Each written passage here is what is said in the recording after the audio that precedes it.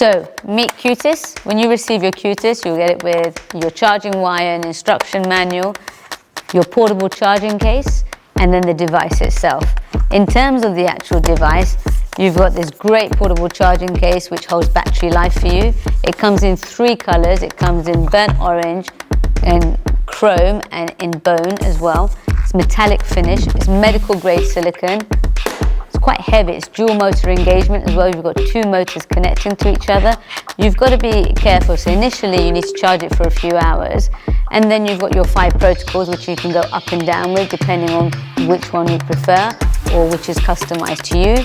But more importantly, what you need to completely understand is we don't want you to use it with any creams or anything like that, because we want the trans-anatomical oscillations to actually penetrate to the right anatomical layer without any barrier, number 1. It's safe, it's durable, it's German engineered. It's the most powerful device on the market.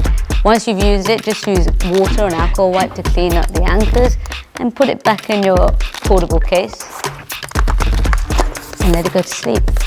You can create your own customized protocol. For me, I get puffy in the morning, and in the evening, I do the lifting and micro contouring setting combined, because I'm at that age where my fat pads are migrating.